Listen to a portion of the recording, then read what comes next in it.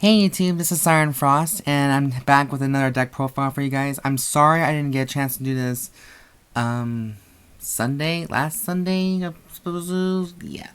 Well, the thing is, what happened is that my computer decided to shit itself, so I had to literally wait until today to actually get another charger so I can do this video for you guys. So, anyways, today is a good day for me because I decided to finally make the Genesis deck profile of Fenrir, which, of course, everyone does know that Fenrir is now probably be topping in the next few regionals, shop qualifiers, all that yuki stuff. Ugh, ignore him. That's just a crazy person. Anyways, this deck profile is inspired by team members' most infamous kind of character, Shoma Shinome, and who also turned into Dark Shoma Shinome after he lost to Shion Kiba. So, yeah. And, of course, we're also playing with using the new playmat today, featuring the Force of Will gals, Cinderella, and Snow White the Valkyries. And I'm like, oh my god, this is so beautiful. And, anyways, without any further ado, let's get on with the deck profile. So, my grade 1 starter is Fetter of Leyding. What his skill does for break 1 is that you put him to the soul, and the Vanguard gets invisibility. When a card other than not named Fetter of Leyding is put into a drop zone, Superior call it. He has the same ability almost as Fenrir does, so he's like the little mini Fenrir. And I gotta say, for a small kid, he knows how to use a damn leather, and which is for most of you who are into kinky shit like that, have fun with that. So yeah. Trigger lineup, I'm playing the new Hail Trigger Goddess of Youth Hebe. Why? Because, well, I like the artwork, and I think she's very beautiful, and yeah, because she's young. Isn't it obvious? And yes, I like being a little theatrical in my movies, so shut the hell up. So shut up. And then we're playing 4 copies of Battlemane Kukurihime. As I said before in my last, in my Regalia video for Genesis, you put her into the soul, and you choose one of your Genesis units, and getting 3,000 powers until the end of the turn.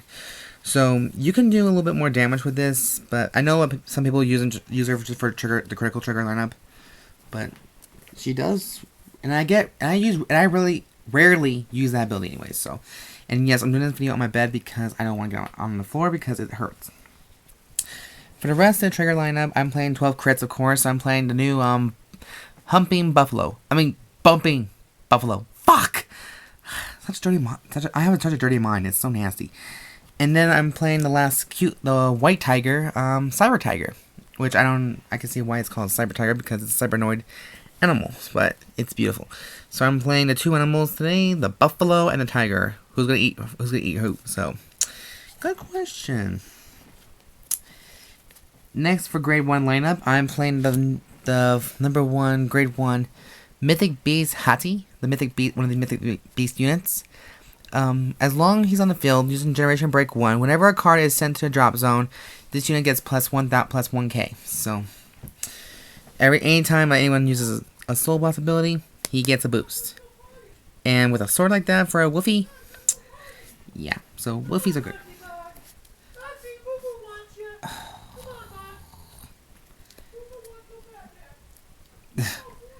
Okay, that was a little bit embarrassing, but moving on here. Next, we got 4 copies of Mythic Beast Skool, which is the Stride Enabler for Genesis. What he does, I think everyone kind of does know about him, is that not only he can wield a sword, but he lets you search out Fenrir, as long as you reveal a grade 3 and discard a card from your hand. So that's just basically all it does, but, I know Jaden has a thing for wolves now. I finally saw that, his version of the Fenrir build, and I'm like, wow, you and your damn wolfies. And I'm not gonna lie either, I love wolves to an extent, because I believe that some wolves are believed to be become mystical animals. But I'll talk more about that later. Anyways, I'm playing the new 4G Perfect Guard for Genesis, Goddess of Decline Hell. As long as you have a copy of her when she guards, and you countercharge one card from your diamond zone. And the artwork is very mischievous, and since Shoma is basically a dark kind of person now, because ever since he lost to Shion Kiba, he became more of a vicious animal. If he's willing to attack Koji Ibuki. So that just kind of tells you some things. Next, I'm playing 2 copies of the promo known as Deity of Smithing, Hephaestus. Hephaestus. Or whatever his name is. Hephaestus. So I'll call him Hephaestus. And what he does is that whenever he's boosted a unit for Generation Break 1, you Soul Charge a card. So he'll help you with a Soul Charging no matter what. So, and since his deck's all about Soul Charging, Soul Blasting, I think people are going to be a little shit for brains for this one. Grade 2s, I'm playing 4 copies of Unappeasable by Gleipnir. His Generation Break 1 is for him, is then for the Vanargandr. You can blast 1. When his unit attacks a Vanguard, if his unit is boosted, you may pay the cost. If you do, Soul Charge 3 cards. Then, if your card was put into a drop zone from your soul during this turn, draw a card. So he lets you Soul Blast a card. Whenever a card is Soul Blasted out of the soul, you can draw a card. So that's a really good sign because it helps you replenish your hand as well. And in exchange, though, you can also Soul Charge 3. So in case, with Vanargandr's ability, yeah, I don't think you kind of want to know what's the outcome of that be. And then we're playing 4 copies of Mythic Snake, Jormungand. I guess everyone kind of knows about because of his lore is that Jormungand is actually Fenrir's younger brother. I don't know, they may not look alike, but they are brothers, technically. They're mythic brothers. And his ability is, he's the same ability as Hati, so when a card is put into a drop zone from your soul, this unit gets plus 1,000, 1k into the end of the turn. So, same the 2k, the grade 2 version of Hati, so. Plus the artwork is kind of a badass, and me being a respectable snake in my horoscope, I am not complaining. Next, I'm playing 3 copies of Flying Lapwing, also known aka Flying Kelly. His ability is, can you counterblast 1? When his unit is placed on a rearguard circle, you may pay the cost. If you do, you can Soul Charge 3. If you have a card named Flying Lapwing in your soul, you draw a card and you countercharge 1. So, you Soul Charge, countercharge, draw a card with him. So, and yeah, even though he's an AK attacker, he does come quite handy. And, this deck is revolved around Shoma Shin no Mei. Despite all odds, people are going to be saying, like, why this won't work? Why you run a weekly? It's like, you know what? Go fuck yourself. That's your answer. Moving on, we're playing the main boss of the deck, 4 copies of Mythic Beast Fenrir. And I've told Jaden this several times, Mythic Beast Fenrir is a sexy wolf. And even though and you know what's kind of funny though, he reminds me of Scorpina from Mighty Morphin Power Rangers, one of the Femme Fatale villains. Right now he's in human form, but when he grows into a huge monster, he becomes a wolf-like animal. Just like Scorpina, when she grows, she becomes a giant scorpion-type monster. So, yeah. I know, I'm using a Power Ranger method, so sue me. Shut up and sue me. Generation Break 2 skill is you Soul Blast... okay, hold on. I'm blind, I'm bad here. You Soul Blast 3 cards. When this unit attacks a Vanguard, you may pay the cost. If you do, until the end of the turn, this unit gets plus 1 critical, and your opponent cannot call grade 1 or greater from their hands to the guard. Basically, he has a glory ability, as long as the Generation Break 2 ability. So, and then for his Stride skill, you Soul Charge 3 cards and choose one of your Vanguards and it gets his ability. Auto, 1 turn kill, counterblast 1. When your card is put into a drop zone from your soul, you pay the cost. If you do, call that to rear guard. So he does have the same ability, like I said, as Leyding does. But this card is... You guys kind of think that Idrissa was bad, but he takes the cake too. So, except for her, she Soul Blasts 6 cards, I believe, for that ability, for that glory skill. This one, all you gotta do is just Soul Blast 3, and he gets a glory skill like a motherfucker. And he's a woofy! Yes, I use a woofy. Shut up. And then for my last grade 3, I'm playing 4 copies of Gods of Dreams Neiros. His Generation Break 1 is you Soul Blast 6, and this unit gets plus 5,000 and a crit until the turn. I know for most of you guys are going to be saying, like, why bother writing a card like that? Like, why not just run Fortuna? Because Fortuna is a very good card, don't get me wrong. I mean, I love her to death, but this deck's all about Fenrir, not about Fortuna's skill. I mean, Fortuna may be an alternate for the deck, but I believe this deck should be revolve around Fenrir, not Fortuna. But that's just me. And for his other skill is when this unit, Counterblast 1, when this unit is placed in the Vanguard circle, you hit the goals. If you do, Soul Charge 3. So he can help you provide more soul charging for the skill. So for late game, when you decide to run Fenrir, because Fenrir is basically a good starter for anything, whether it's beginning, end, middle, or end. I'm sorry, I'm just, ugh.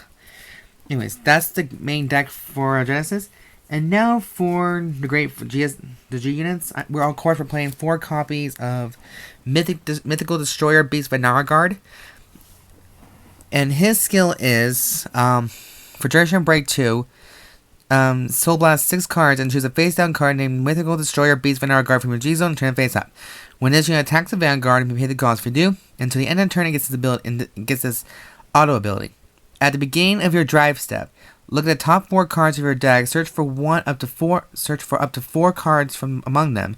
Put them on the top of your deck in any order, or put the rest in the bottom of the deck in any order. So let's put it this way: if during your triple drive, if you happen to get only 2 triggers from the top of your deck, and 2 of them, and the other 2 are just non-triggers, you could actually put the non-triggers to the bottom of the deck and put the triggers in the top of the deck. So if the third triggers happen to be a triple critical trigger, that's basically what's going to happen. Like, you're basically stacking, but at the same time, you're basically fucking up your opponent's life.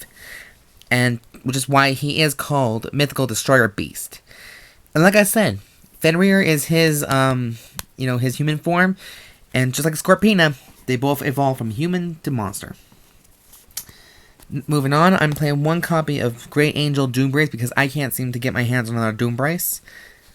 What he does is that you Soul Blast 3 cards and choose up to 2 of your rear guards, and they get plus 5,000 at any turn. And if the number of cards in your soul is 2 or less, you Soul Charge 3. So he helps you replenish your soul, and you can give your 2 rear guards plus 5,000. So that's able to get a little bit more pressure into the game, which is why some people try at it. Play him first, but I see a lot of people playing. Actually, you know what? Screw it. I'm just gonna say it later. So right now I'm playing 2 copies of Goddess of the Formation Dione. What she does is that you Soul Blast 3 cards. When his unit attack hits the Vanguard, you may pay the cost. If you do, look at the top 3 cards of your deck, search for 1 card from among them, and put it in your hand, and put the rest in your soul. So she basically, like, I think she's kind of like a bit like an Oracle think tank unit, because she does almost the same thing as the other Oracles do, but she actually gives you, a card from your top of your deck. So, and it's only a cost of 3, so that's why this deck is basically soul charge heavy, because you're relying on units that soul blast a shit ton. Plus, if you want to, you can play her first, and then you play Soul Blizzard last for Vanargandr, but no matter what you think of it, I'm pretty sure you might win. And of course, speaking of which, we are playing 1 copy of Snow Element Blizza. I've seen people play 2 or just 1, but you only need him for that 1 turn. When he attacks a Vanguard, you Counterblast 1 and you Generation Blast 1. And for each face-up G unit you have in a G zone, this unit gets plus 5,000 until the end of turn. To end of turn or battle. Either way, it matters. And he also counts as any other clan in the crate, Planet Crate. So there we go. So yeah, guys, that is my deck profile now of my Fenrir, Vanargandr, Genesis deck profile featuring the Fenrir build, and I'm just finally happy I got this done for you guys. So yeah, anyways, this is Siren Frost. Thank you guys for watching, and leave a comment. Please subscribe, like this video, thumbs up for it, and be sure to leave your comments down below, guys, and tell me what you guys think. There'll be a full deck list for it in the description down below. And yeah, I'll see you guys in my next deck profile for the very last time, and bye. I'm Siren Frost. Bye.